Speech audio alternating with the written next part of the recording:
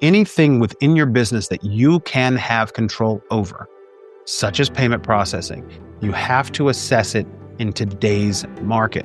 There's always an evolution. This is something you should stay on top of. If your processor isn't keeping you up to date, then you need to explore relationships with someone who is going to let you know what's happening in the market. Hello, everyone, and welcome to today's episode of Pivot to Profit. Our amazing guest today is Jarrod Guy Randolph. What's up, buddy? Hey, Pam Jordan. I am so excited for this conversation. Your journey and sharing and what you're doing now, so powerful. So let me formally introduce you to our guests. So Jarrod is a real estate powerhouse with nearly 25 years of experience, raising over $300 million in equity and closing $2 billion in deals in New York City. He's worked with top firms, earning recognition on both Forbes and The Real Deal. Beyond real estate, Jarrod is a serial entrepreneur and founder of BoxFi, driving financial innovation for small businesses. His expertise has shaped brands like Bespoke Global and Lion Exotics. And in 2023, Amazon Studios recognized his branding technique, buying favor. Love that. And so, Jarrod, I am so excited to have you. Are you so excited to talk about your journey and money? Enough about you and me. Let's talk about me and what you think about me. No, all jokes aside, I am always excited to talk to you, Pam Jordan. Anything you need from me, I am here to serve. I love it. So before we jump in, listeners, if you are looking for help to get your financial house in order, my company, Pivot Business Group, is here for you. Just go to pamjordan.com, schedule a call with my team. We'd love to get your books in order, increase your profit, reduce your taxes, and grow your wealth. All right, Jarrod, we are going to start from the beginning, my friend. What did you want to be when you grew up? Wow. What did I want to be when I grew up? So I originally thought I wanted to be an architect because I always had an affinity for real estate. I love design. I love aesthetic. In my high school years, completely pivoted away from that. And I was like, you know what? I want to go into politics. We're not talking politics. No, we're not. I knew I wanted to go into politics, study political science, and be an attorney. And at that point in time, I was like 16 years old. My best friend's mom, Ashley Martinez's mother, Mom Martinez, hooked me up with an internship at her real estate company. And as I started getting more and more involved in real estate and falling in love with that, working as an intern, I decided that actually real estate and real estate development was my passion. I ended up, because I wasn't going to go the path of political science and law, graduating from high school early, because with the credit system, I actually could graduate a year early. And I started working in real estate at full time at 17. Love that. And as I was trying to figure out what the hell to do, I'd applied to college. The university I wanted to go to deferred me. So I actually started taking courses at Drexel with the hopes of reapplying to that university. But at the time, a friend of mine's like, New York City, NYU, they've got a great undergraduate real estate program. You love real estate. You want to go into development. You should do that. And lo and behold, we're here today, 25 years later. I love that. I love that. Growing up, what were you taught about money? What did mom and dad teach you? Nothing. Absolutely nothing. We struggled, and let me be very clear. Let me step back. My parents struggled financially because they didn't have financial acumen. But the irony is both of my grandparents built their own homes. Both of my grandmothers at the time had actually gone to college, which was super unique. Yeah. But they didn't have any financial acumen. So there was always financial struggle in my household. And it's something that actually haunted me for a very long time and prevented me from progressing financially in my life. Even though I was making money, it's keeping that money, investing properly. So I have had to learn a lot of lessons along the way to finally get myself, within the last decade to a point of stabilization and growing successful businesses, but also managing my money well. Yeah, it's amazing how most entrepreneurs have to teach themselves money because it's not like there was money talked about at the dinner table. Right. And if it was talked about, the dinner table was stress, always stress around money, which actually led me in my career to think that I had to first be motivated by money as if money would fix problems. Mm. Where when I finally had the realization, and it wasn't too long ago, within the last several years, that money isn't going to fix everything. It is finding your passion. It is capitalizing on the skill set that you have that's going to help you progress in life first and foremost. And then the money comes. It truly does. Yeah. Yeah, I love it. And you've got to like I have an MBA, I've got certifications, all that, but just doing it and learning it is oftentimes the best way. And I call it expensive tuition, learning the hard way how to not make money and how to manage your money and all that. It is the school of hard knocks. So I graduated, took me actually 5 years. I worked my way through school because I had to pay my way through school at NYU. And then for several years, I had worked for big companies. I ran my own business, built a really nice network of opportunity and people. So my business was very consistent in New York City at the time. Had my own brokerage and I had my own advisory. It wasn't until I had the opportunity to either go back to school and get my master's in construction management. I was going to go to Columbia because in the real estate world, construction was the only piece that I've missed that I didn't have an expertise in. But I actually decided to unsuccessfully launch a private equity fund, which turned into some SPVs or special purpose vehicles with some big players in the New York City finance market. And that's how I actually started to cut my teeth in development, capital raising at scale, and financial management. And it was skill set that I thought I had, but when I tell you it was a learning curve, and I started to do this about 9 years ago, almost a decade ago Yeah. now, that I wouldn't be where I was today if I didn't go get that, whatever the equivalent to life experience is to an MBA, by doing something that was by actually like 3 times as much as what it would have cost me to start to get an MBA. So maybe I should Yeah. have gotten the MBA. But today I've built, a successful real estate business because went out and got that experience. Yeah. So tell me about that real estate business. You've raised hundreds of millions of dollars.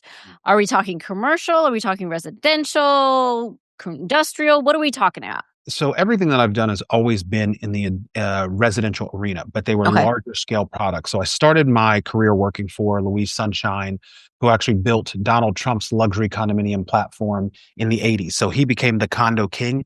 Louise was actually the brains behind that. She branched off in the 90s, started her own company, and has worked with up until date some of the largest developers in the world. And I was fortunate enough to be able to work directly with her in her company while she was building something great. I had ultimately ended up leaving there, and I worked for a couple different big firms, helping them build out their condominium new development divisions. And then I had my own practice doing the same thing. And then I decided that I was over the pre-development side, overdoing the project management, overdoing the sales, and really wanted to focus on just advising. And that's when I started my own practice and was advising for developers, investors from overseas that were putting money into the market, but they'd come in and want to put 20, $30 million into investments, again, residential. So everything that I've done is residential. And then building my current platform, Vestry Partners, over the last 5.5 years, I will only do things that I have a passion for and I feel are purposeful. So we're doing now single family home, Mm, workforce housing developments, as well as luxury spec homes and short-term rentals. got you. And you're leveraging other people's money for all of that. You is the only way to do it. I love that. I love that. So how much of your time these days is focused on the real estate? Because we'll talk about your other venture that is super valuable for our audience, but how much of your time is running that side of the house, the real estate side? So I'm looking as next to me my daily time audit sheet, which my business coach is now making me do. So every 30 minutes, I have to audit what I'm doing with my time, and it's actually helped me get a very clear sense of what how I thought I was using my time. About 20, if I look at my day in 8 hours in total of working hours per day, I'm spending probably 3 hours on my real estate development business.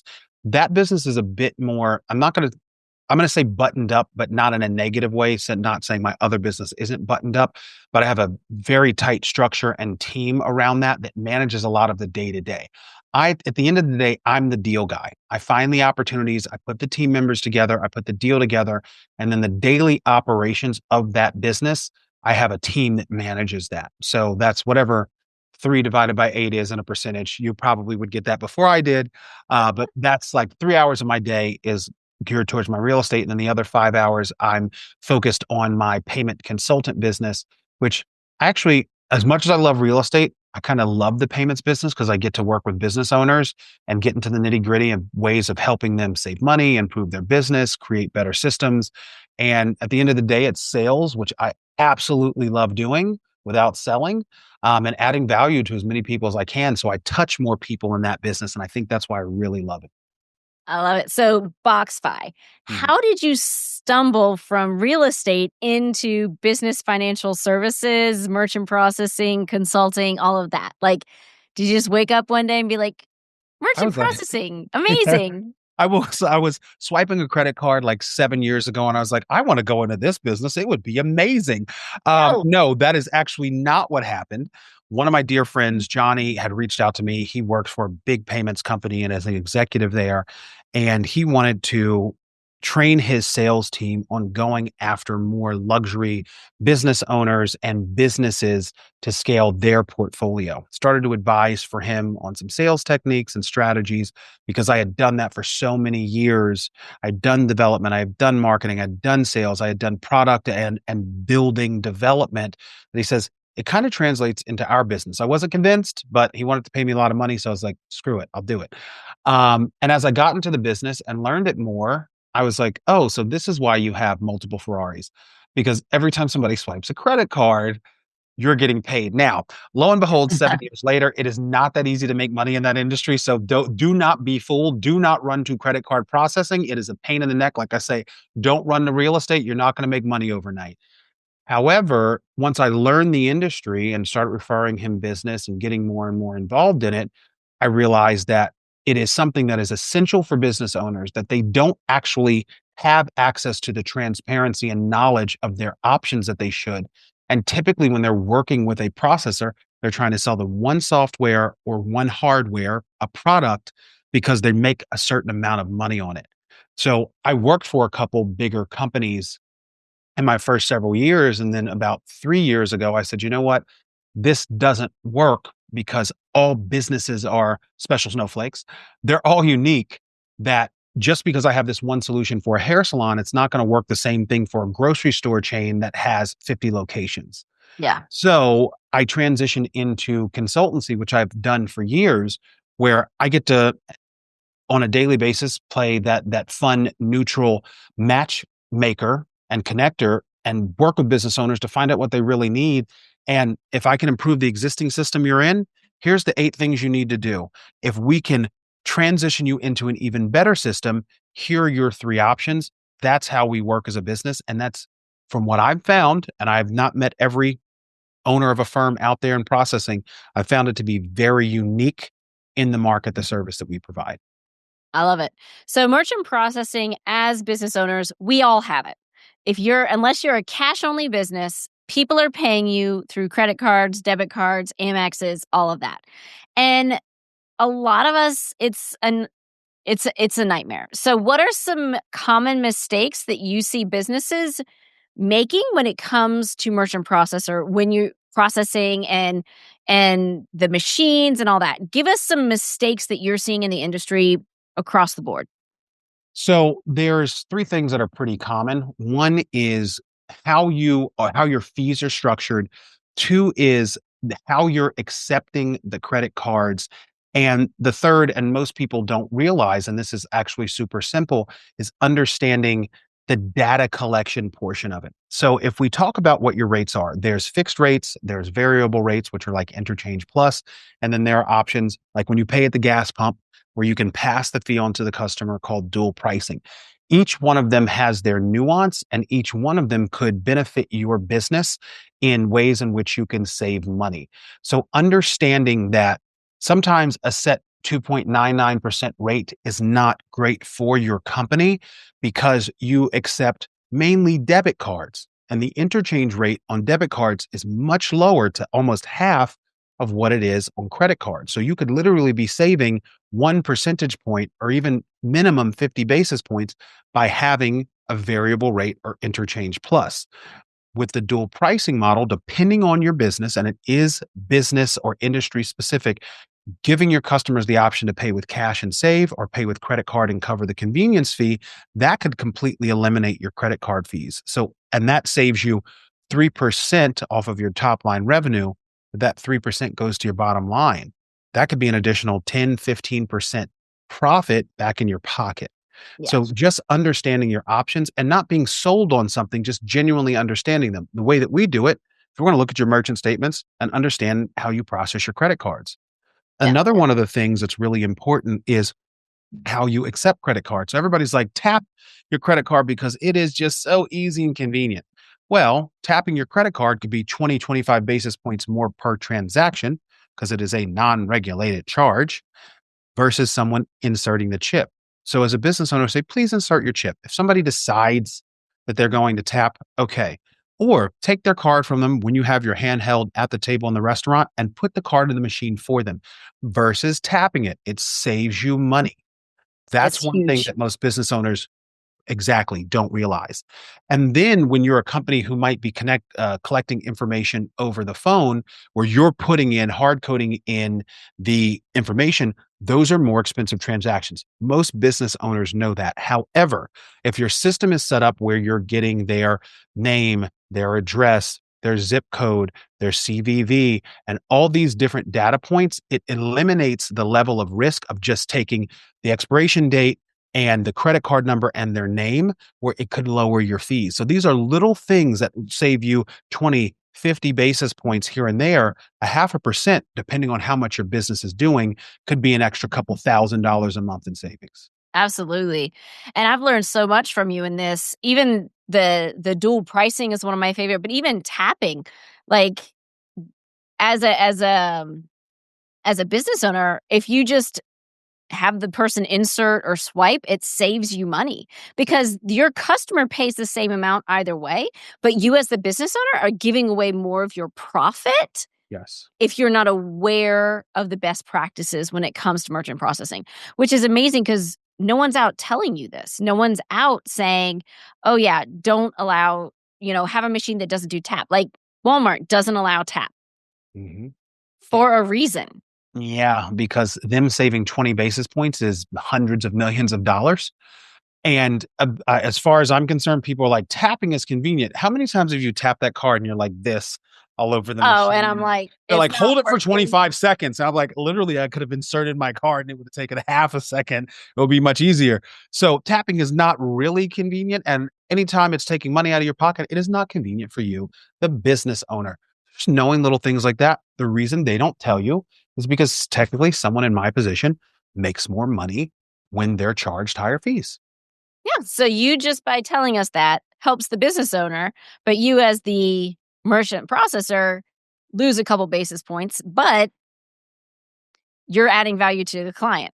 Which adds value to them and to me because they're like, well, hey, you should talk to my buddy over here who's really educated me about payment processing. The funny thing is when the day that I understood it is when Johnny really explained it to me in terms of it's one of the only expenses that you actually control that could have a massive impact on your bottom line without increasing your market, without increasing your market share, your revenue, your sales.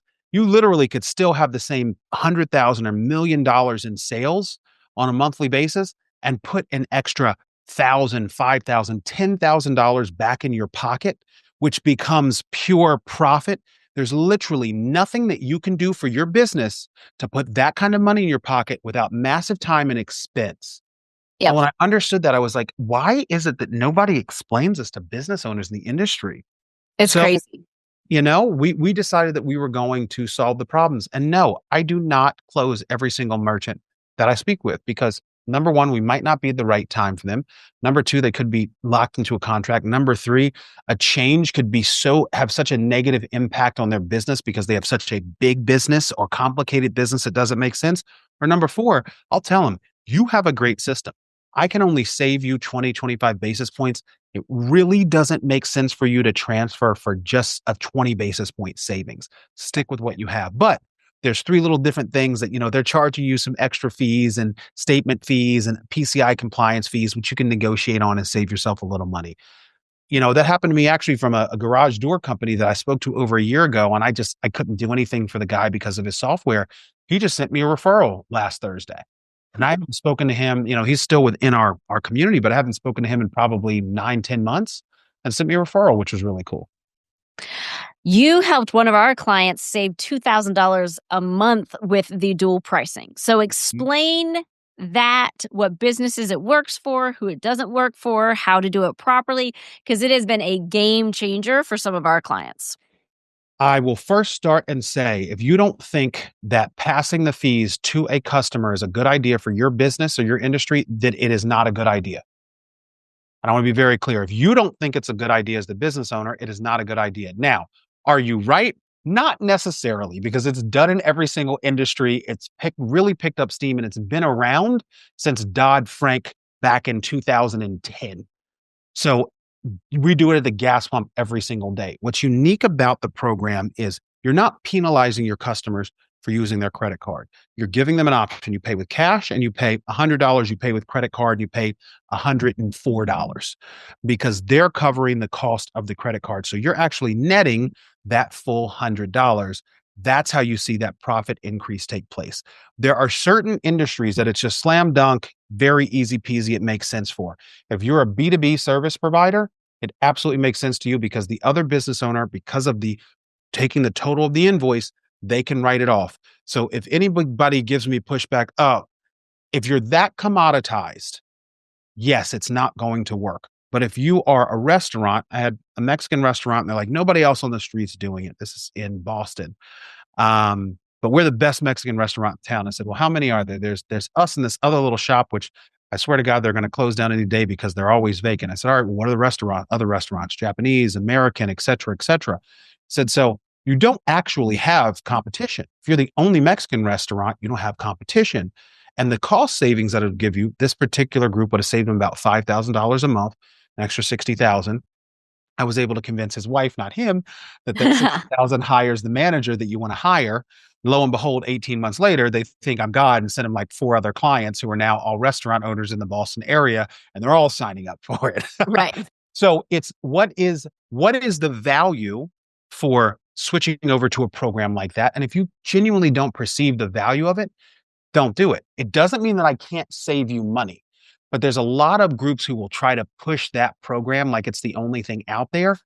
I don't believe in that. However, do I think it's the best option for 97% of businesses out there? Absolutely, because the use of a credit card is no longer the merchant's convenience. It is the customer's convenience. Typically because the customer might not have the cash on hand. They want the convenience of using the card versus going to the bank, or they're charging something on their card because they've got to wait for their next paycheck to come. That's not a convenience to you, Mr. or Mrs. Merchant. That's a convenience to them. I don't believe that you should have to pay for that convenience when it literally can mean 10, 15, 20% of your profit goes out the door every month. Yeah. And as fractional CFOs, we do expense audits, and merchant fees is definitely something that we flag. We had a client a couple months back that was getting charged 8%. And I was like, are you kidding me? And it was just, they had multiple processors and they had different machines, and it was just a bad deal.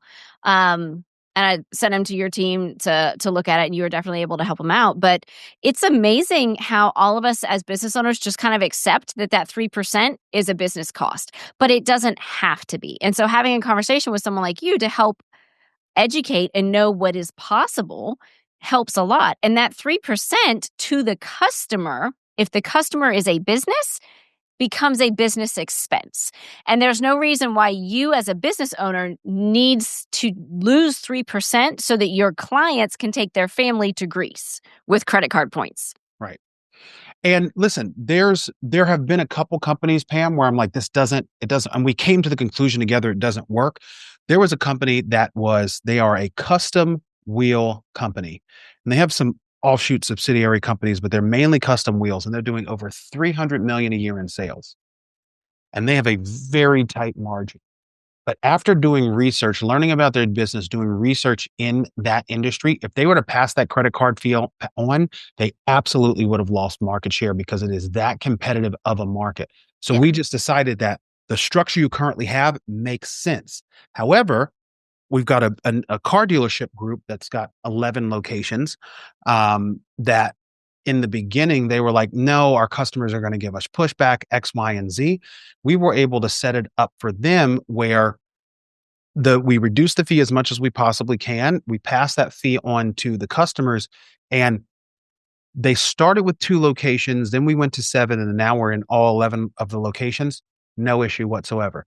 The only time we really run into issues, Pam, with payment processing, and this isn't just dual pricing, it could be the traditional, is if you have a system you're married to, which is a POS system or it is a software, and I can't integrate with it, there's nothing I can do. And I never advise, if you really genuinely love your operational system, don't change it.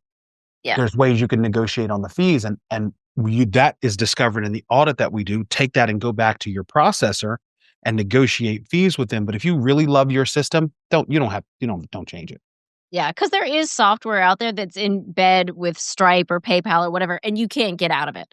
And so even QuickBooks, you and I learned the hard way that QuickBooks doesn't allow outside processing, and so you're in bed.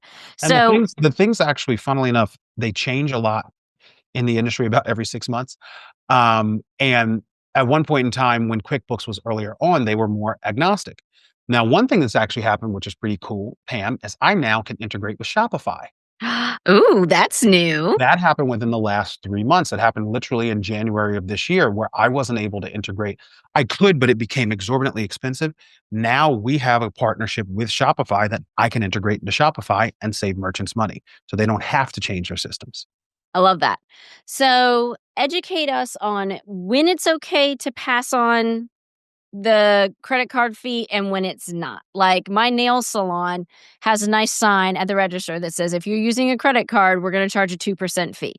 And I'm not about to argue with them of whether that's right or wrong. But you tell us, when is it okay to pass on the surcharge, convenience fee, whatever, and when is it not? So there are strict restrictions based on industry. So if you're a medical provider, a doctor, and you take HSA accounts, health care savings Health account? savings accounts. There we go. Health savings accounts. If you have HSA accounts, you cannot pass on the fees because the insurance provider pays you a set number. You could potentially do it on your copays, but a lot of times the copays are so low, it's just not worth it. But we have options for medical service providers where we can reduce your fees. If you're paying out of pocket going to a plastic surgeon, which we have a large book of business plastic surgeons and med spas, they absolutely can pass on the fees. What I say to businesses is, if you are in a business that is a commoditized business and it's a very competitive market, and no disrespect, because people make a lot of money in these type of businesses, if there's a race to the bottom when it comes to pricing, this is not right for you. Actually, believe it or not, the luxury businesses are a lot easier to implement these fees, and you're going to have every 100th customer kick and scream and say, I don't want to pay the fee. However, if you are literally one of my companies saving almost $100,000 a month, and one customer, and your net profit off of that one customer's receipt is $200, if you're going to negate a program that's going to save you $99,800 a month for one customer that's going to kick and scream, guess what? That customer is probably going to be a pain in the neck with something else. So you have to weigh your options. However, we have a real conversation with them to decide whether or not it's going to make sense for their business. So can you just put up a sign at your med spa and say, we're going to charge 2%? Is that legal? So I'm glad you said the magic number 2%. So technically kind of, but let's discuss what that actually means. Okay. So Visa and MasterCard have regulations around surcharging. Surcharging is when you, the business owner, just say, hey, I'm going to charge you 5%. Number one, you cannot do that. With Visa and MasterCard, you can only charge the amount in terms of a surcharge that you are paying to process that credit card, but it cannot be done on debit cards. So the problem is when you swipe through the machine all of the information, the communications between the credit card companies, the banks, and the processors run through what they call the credit rails. So when you're swiping that credit card and you're just charging them the fee, a lot of businesses are doing it to debit cards as well, and that you cannot do. It is illegal is not the word, but it is highly regulated, and they will fine you for doing it. And Visa and Mastercard are out there in full force trying to catch businesses doing this. So when you do it, a program like a dual pricing, some companies call it cash discount, but cash discount is actually technically a little bit different. You set a price and you get a discount for paying cash. With the dual pricing, like when you go to the gas pump, there's a credit card price and there is a cash price. That's the difference of two prices. Right. That's typically safer of a program because you're being transparent. So the surcharging is all around transparency. Visa and MasterCard don't like it. You're also still paying credit card fees on the fee that you're charging. And that also is considered profit. So you're being taxed on that as well. With dual pricing, we take that money out before it even goes to you. Got you. So if it's just use round numbers. If it's $100 charge, you get $100 cash, get $100 cash. If it's a credit card charge, it'd be $104. We give you the 100, so you get the 100 full amount, and we take out the $4. Now, on the back end, that's split between the issuing bank, the acquiring bank, the processor, the us, which is either a PayFact or an ISO. There's literally 5 people on the back end who split that. So it ends up being very small what we're actually all getting. But at volume, it's good business. Yeah. And that's where, at what point, like, what kind of volume does it make sense to be like dual pricing, yes, or pass on the convenience fee? At what point, volume wise, does it make sense?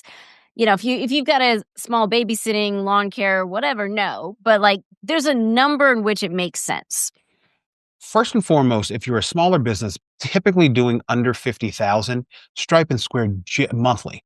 Stripe and Square genuinely are probably going to be your best options if you are a startup. If you're a growing company, being with a traditional processor is going to be far better for your business. So you have to look at it in 2 buckets. A Stripe and Square and a BoxFi, my company, are actually technically the same functionality. Okay. We're glorified sales engines. Neither of us are processors. Stripe and Square are not a processor. They work with the same processors all up here that I work with. They are called a payment facility. So they have a master account, and this is why you can sign up in 10 minutes for a payment processing account, and they take on the risk of all those 1 million different business owners that are in that master account. That's why they're so much more expensive.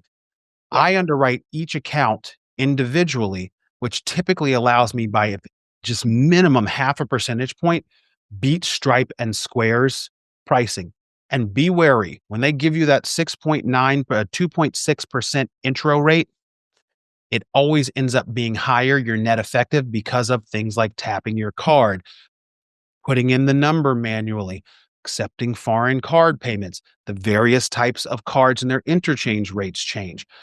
And they don't really give you great transparency. However, I will never knock them, because if it weren't for Stripe and Square, my business wouldn't be what it is today, because they democratized payments and they allowed all business owners, as they should have for decades, to get access to payments to be able to build a credible, reputable business. So I love them. When you're a younger business or a smaller business, they make sense. When you start to do higher volume, you're 50,000 plus, you should start exploring these options for things like dual pricing, things like interchange plus, to reduce your credit card fees. I love that. I love that. So what's next for you? What are you working on now?